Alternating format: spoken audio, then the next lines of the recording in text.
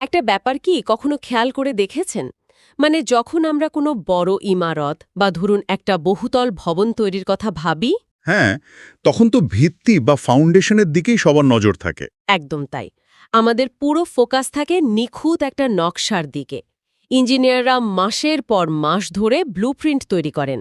মাটির নিচে ভিত কতটা গভীর হবে বা বা কোন ইটের পর কোন ইট বসবে তার সুনির্দিষ্ট পরিকল্পনা থাকে। রাইট, কারণ সবাই জানে ওই কাগজের নকশায় যদি একটুটুকু ভুল থাকে। পুরো ভবনটাই যে কোনো সময় ধসে পড়তে পারে। হ্যাঁ, বাস্তবে সেটাই হয়। কিন্তু অদ্ভুত ব্যাপার হলো যখন মানুষের নিজেদের জীবনের কথা আসে তখন এই ব্লুপ্রিন্ট বা নকশার ব্যাপারটা আমরা একেবারেই ভুলে যাই। আমরা সবাই চাই জীবনটা একটা সুন্দর মজবুত ইমারত হোক, কিন্তু কিন্তু সেই ইমারতের নকশা কিভাবে তৈরি হচ্ছে সেদিকে আমাদের কোনো খেয়ালই থাকে না। ঠিক মানে আমাদের ভেতরের চিন্তাভাবনাগুলোই যে সেই নকশা, সেটা আমরা কজন ভাবি। আর সে কারণেই আজকের এই গভীর বিশ্লেষণে সবাইকে স্বাগত জানাচ্ছি। আজ আমরা ব্রায়ান ট্রেসির বিখ্যাত কাজ change your mind change your life বইয়ের নির্যাস ঘেটে ঠিক এই মেকানিজমটাই ডিকোড করব। খুব চমৎকার একটা বিষয়। হ্যাঁ, আর আজকের লক্ষ্যই হলো এটা বের করা যে স্রেফ চিন্তার মেকানিজম বদলে কিভাবে মানুষের জীবন, ক্যারিয়ার, এমনকি সম্পর্কগুলোও পুরোপুরি বদলে ফেলা সম্ভব। একদম ঠিক জায়গা থেকে শুরু করেছেন। এখানে সবচেয়ে চমকপ্রদ বিষয়টা হলো এই যে চিন্তা বদলালে জীবন বদলায়। এ কথাটা শোনার পর অনেকের কাছে মনে হতে পারে এটা হয়তো স্রেফ কোনো মোটিভেশনাল বুলি। হ্যাঁ, মানে একটা রূপকথার গল্পের মতো শোনায় আর কি। ঠিক, কিন্তু আসলে এর মধ্যে কোনো জাদু নেই। এটি পুরোপুরি মানুষের মস্তিষ্কের নিজস্ব কার্যপ্রণালী বা মেকানিজম নিয়ে কাজ করে। আচ্ছা। আজকের এই আলোচনার একদম গভীরে যাওয়ার আগে আমাদের একটা বিষয় খুব পরিষ্কারভাবে বুঝতে হবে।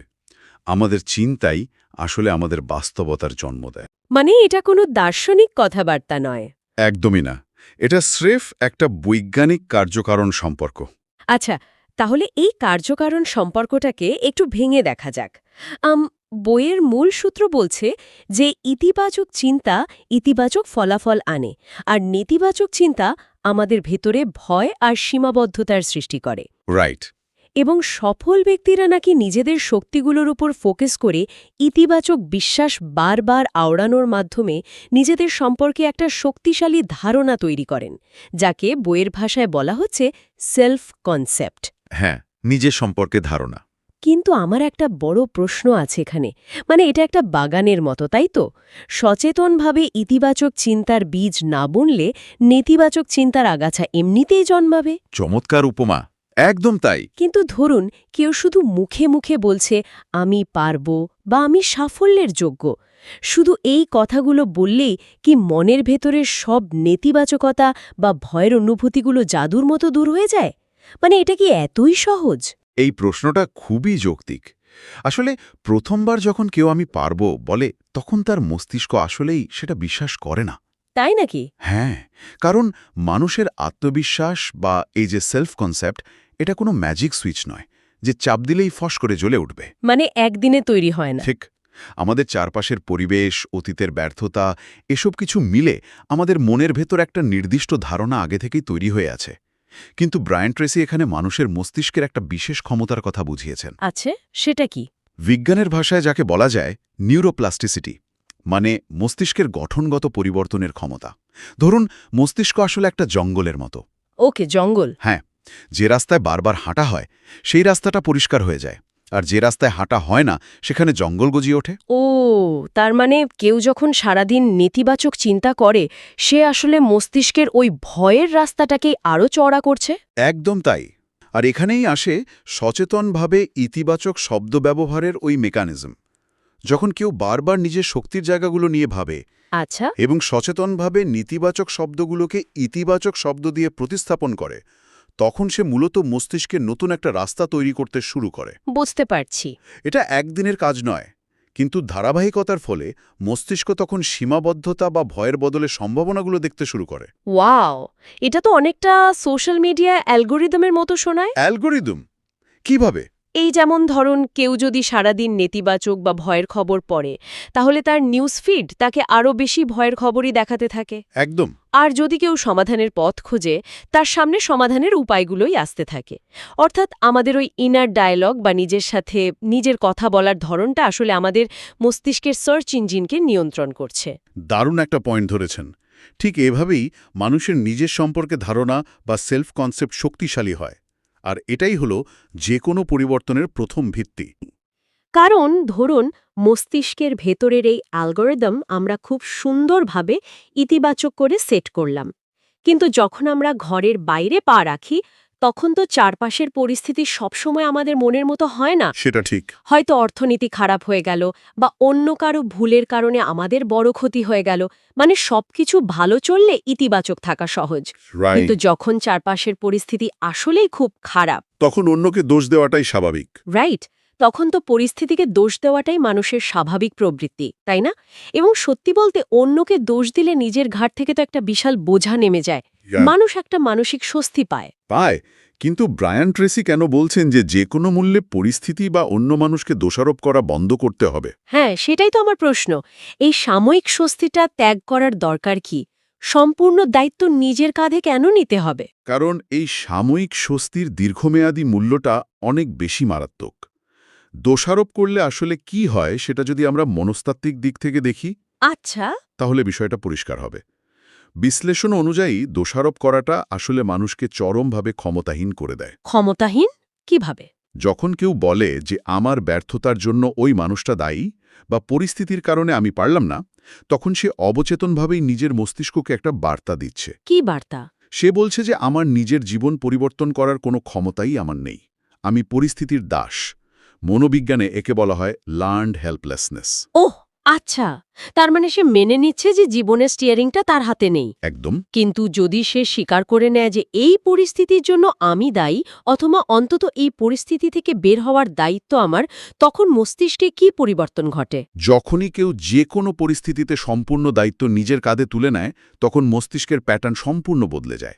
আচ্ছা, তখন মস্তিষ্ক ওই এটি কেন হলো বা কার জন্য হলো এই ক্ষমতাহীন প্রশ্নগুলো থেকে সরে আসে। কারণ ওই প্রশ্নগুলোর উত্তরে তো কোনো সমাধান নেই আসলে। ঠিক বলেছেন। দায়িত্ব নেবার সাথে সাথে মস্তিষ্ক স্বয়ংক্রিয়ভাবে একটা নতুন মুডে চলে যায়। Solution mode. হ্যাঁ, এর সমাধান কি হতে পারে বা এই পরিস্থিতি থেকে বের হওয়ার জন্য আমাকে এখন কি করতে হবে।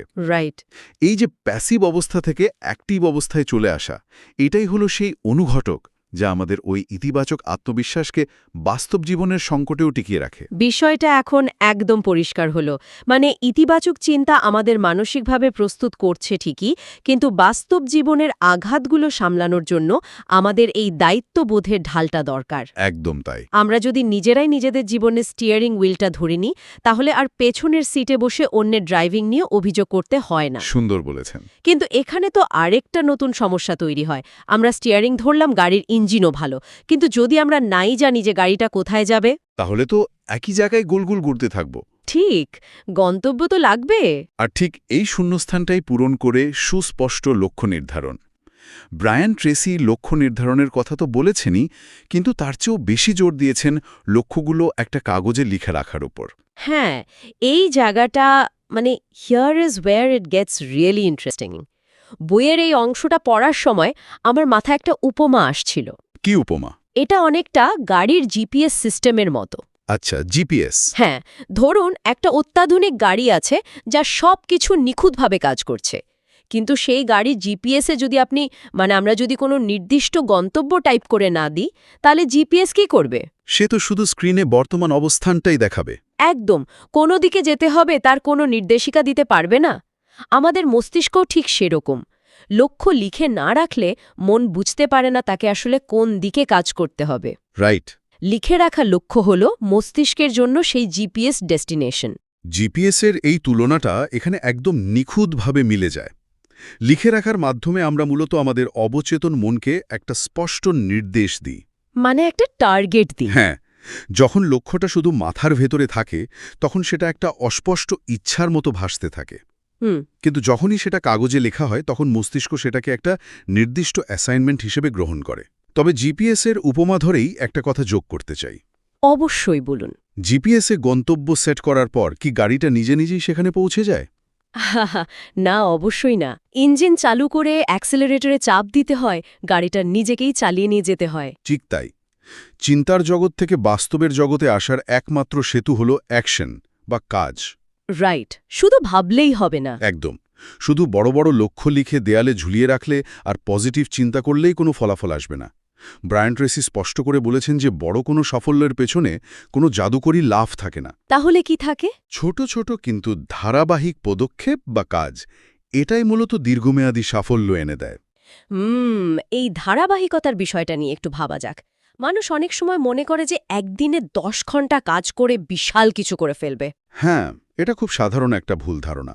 কিন্তু বইয়ের মূল শিক্ষা বলছে যে ছোট ছোট প্রতিদিনের কাজগুলো বেশি গুরুত্বপূর্ণ। এর পেছনের বিজ্ঞানটা আসলে কি? ছোট কাজগুলো কেন এত শক্তিশালী?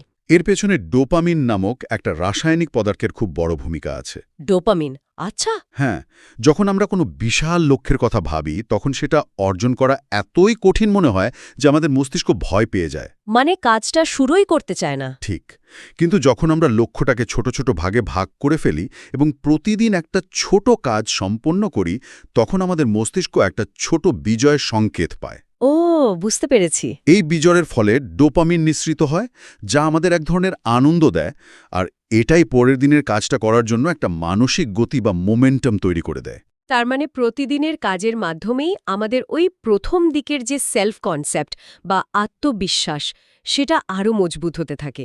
একদম নিখুঁত বিশ্লেষণ। একটা অসাধারণ সাইকেল বা চক্র দেখতে পাচ্ছি আমরা এখানে। মানে আমরা ইতিবাচক চিন্তা করছি, দায়িত্ব নিচ্ছি, গন্তব্য ঠিক করছি এবং ছোট ছোট কাজের মাধ্যমে মোমেন্টাম তৈরি করছি। রাইট। কিন্তু যে কোনো দীর্ঘযাত্রায় তো মানুষের ক্লান্তি আসতে পারে, তাই না? অবশ্যই আসতে পারে। মাঝপথে এমন কোনো বাধা আসতে পারে যা হয়তো আগে কখনো দেখাই যায়নি। তখন তো আত্মবিশ্বাসে ফাটল ধরতে পারে, ডোপামিনের ওই মোমেন্টাম নষ্ট হয়ে যেতে পারে। হ্যাঁ, তখন একটা ধাক্কা লাগে। তো গন্তব্যের দিকে এগিয়ে যাওয়ার এই দীর্ঘ যাত্রায় মস্তিষ্ককে সক্রিয় রাখতে, মানে আত্মবিশ্বাস ধরে রাখতে নিয়মিত একটা জ্বালানির তো প্রয়োজন। আর সেই জ্বালানিটাই হলো অবিরাম শেখা, যাকে আমরা কন্টিনিউয়াস লার্নিং বলি। আচ্ছা। সফল মানুষের জীবনের একটা অবিচ্ছেদ্য অংশ হল নিজেকে প্রতিনিয়ত আপডেট রাখা। ব্রায়ান ট্রেসি সবসময় নতুন কিছু শেখা, বই পড়া, দক্ষতা বাড়ানো আর জ্ঞান অর্জন করার কথা বলেছেন। কিন্তু এখানে আমি একটু একটা পাল্টা যুক্তি দিতে চাই। So what does this all mean? মানে ধরুন কারোর মূল ফোকাস আছে অ্যাকশন বা কাজের ওপর। এখন প্রতিদিন সে যদি বই পড়া বা নতুন কিছু শেখার পেছনে সময় দেয়, তাহলে কি তার মূল কাজের সময় কমে যায় না? আচ্ছা, বুঝতে পেরেছি। মানে এটা কি এক ধরনের কাজের নামে সময় নষ্ট নয়? নতুন স্কিল শেখার সাথে আত্মবিশ্বাস বাড়ার সরাসরি সম্পর্কটা আসলে কোথায়? সম্পর্কটা হলো ভয়ের সাথে জ্ঞানের লড়াইয়ের জায়গায়। ভয়ের সাথে জ্ঞান? একটু বুঝিয়ে বলবেন। মানুষের সবচেয়ে বড় বাধা হলো ভয়, ব্যর্থতার ভয়, বা ধরুন অজানা পরিস্থিতি সামলাতে না পারার ভয়। হ্যাঁ, এটা তো সবারই থাকে। যখন আমরা এমন কিছু করতে যাই যা আগে কখনো করিনি, তখন মস্তিষ্কে কর্টিসল নামক হরমোন তৈরি হয়। Stress hormone, right. ঠিক, যা আমাদের স্ট্রেস বা চাপ বাড়িয়ে দেয়। আর এই ভয়ের সবচেয়ে কার্যকরী প্রতিষেধক হল জ্ঞান। ও ওয়াও! শেখার জন্য যে সময়টা ব্যয় হয় সেটা মোটেও সময় নষ্ট নয়, বরং সেটা হলো ওই অন্ধকারের মধ্যে একটা টর্চ লাইট জ্বালানোর মতো। তার মানে জ্ঞান আসলে পরিস্থিতিটাকে আমাদের কাছে পরিচিত করে তোলে। একদম তাই। ধরা যাক পথে একটা বাধা এলো। যদি সেই বাধা অতিক্রম করার জ্ঞান না থাকে, তবে মনে হবে এটাই বোধহয় শেষ রাস্তা। মানে এখানেই সব শেষ। হ্যাঁ, কিন্তু যখন ওই বিষয়ের উপর পড়াশোনা করা হয় বা নতুন কোনো স্কিল শিখে নেওয়া হয়, তখন মস্তিষ্ক বুঝতে পারে যে সমস্যা যতই বড় হোক না কেন, সমাধান কোথাও না কোথাও ঠিকই আছে। এবং তা আয়ত্ত করা সম্ভব। রাইট। এই যে আমি শিখে নিতে পারি, এই বিশ্বাসটাই মানুষকে যে কোনো বাধা পেরোনোর যোগ্যতা এনে দেয়। মানে আমরা যত বেশি শিখি, আমাদের সীমাবদ্ধতার দেয়ালগুলো ততটাই ছোট হতে থাকে। একদম। এটি সরাসরি আমাদের ওই সেলফ কনসেপ্ট বা নিজস্ব ধারণাকে এমন এক স্তরে নিয়ে যায় যেখানে যে কোনো কিছু অর্জন করা সম্ভব বলে মনে হয়। অসাধারণ। এই দীর্ঘ আলোচনার পর আমরা যদি আজকের পুরো বিষয়টার একটা ম্যাপ তৈরি করি, তাহলে বিষয়টা দাঁড়ায় এরকম। বলুন।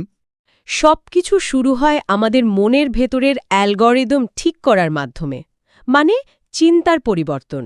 প্রথম ধাপ। এরপর আমাদের নিজেদের জীবনের সম্পূর্ণ দায়িত্ব কাঁধে তুলে নিতে হয়, যাতে আমরা ড্রাইভিং সিটে বসতে পারি। তারপর মস্তিষ্ককে স্পষ্ট গন্তব্য দেওয়ার জন্য লক্ষ্যগুলো কাগজে লিখে ফেলতে হয়। রাইট, জিপিএস সেট করা। হ্যাঁ, জিপিএস সেট করা, এবং সেই লক্ষ্যের দিকে ছোট ছোট কিন্তু ধারাবাহিক কাজের মাধ্যমে এগোতে হয়।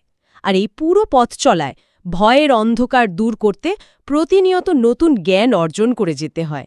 একদম নিখুঁত সামারি। অর্থাৎ নিজের জীবন এবং নিজেকে নিয়ে ভাবনার ধরন বদলাতে পারলে ভবিষ্যৎ সত্যি পুরোপুরি বদলে ফেলা সম্ভব।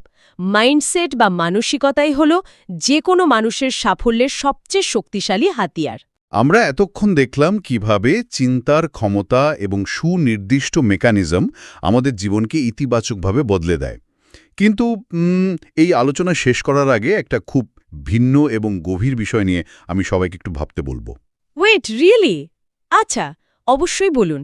আমরা একটু আগেই আলোচনা করেছি যে লক্ষ্যগুলো কাগজে লিখে রাখলে বা মস্তিষ্কে স্পষ্ট নির্দেশনা দিলে আমাদের মন স্বয়ংক্রিয়ভাবে তা অর্জনের জন্য কাজ শুরু করে। হ্যাঁ, জিপিএস মেকানিজম। কারণ মস্তিষ্ক একটা অ্যালগোরিদমের মতো কাজ করে। কিন্তু একটু ভেবে দেখুন তো, সারাদিন ধরে আমরা যে ভয়, সংশয় বা নেতিবাচক চিন্তাগুলোকে মনের ভেতরে প্রশ্রয় দিই, আচ্ছা, বারবার সম্ভাব্য বিপদগুলো নিয়ে ভাবি, সেগুলোও কি এক ধরনের অলিখিত লক্ষ্য নয়? ও মাই গড! যখন আমরা অবচেতনভাবে সারাদিন ভাবতে থাকি যে আমি হয়তো কাজটা পারবো না বা আমার সাথেই সবসময় খারাপ কিছু ঘটে, তখন আমাদের মস্তিষ্ক কি ওই ভয়ের চিত্রগুলো বা নেতিবাচকতাগুলোকেই সত্যি করার জন্য কাজ শুরু করে দেয় না? Mind blowing! আমরা কি নিজেদের অজান্তেই আমাদের ধ্বংসের একটা ব্লুপ্রিন্ট তৈরি করে চলছি না? উফ, এটা সত্যি প্রচণ্ড গভীর এবং একই সাথে একটা ভয়ঙ্কর চিন্তার বিষয়। হ্যাঁ, চিন্তার বিষয় তো বটেই। মানে আমরা যে মেকানিজম ব্যবহার করে সাফল্য পেতে পারি, ঠিক একই মেকানিজম ব্যবহার করে আমরা অবচেতনভাবে নিজেদের ব্যর্থতার দিকেও টেনে নিয়ে যেতে পারি। একদম তাই। আমাদের নিজেদের মস্তিষ্কের এই অ্যালগোরিদম আমরা আসলে কিভাবে প্রোগ্রাম করছি, সেটা হয়তো আমাদের জীবনের সবচেয়ে গুরুত্বপূর্ণ প্রশ্ন। ঠিক বলেছেন। এই দারুণ এবং ভাবনার উদ্রেককারী প্রশ্নের রেশ ধরেই আজকের এই ডিপ ডাইভ বা গভীর বিশ্লেষণ থেকে আমরা বিদায় নিচ্ছি। সবাইকে ধন্যবাদ। আশা করি আজকের এই আলোচনা আমাদের সবার ভেতরের চিন্তার জগৎ নিয়ে সম্পূর্ণ নতুন দৃষ্টিকোণ থেকে ভাবতে সাহায্য করবে। সবাই খুব ভালো থাকবেন এবং নিজেদের মস্তিষ্কের অ্যালগোরিদমে সঠিক ডেস্টিনেশন সেট করতে ভুলবেন না।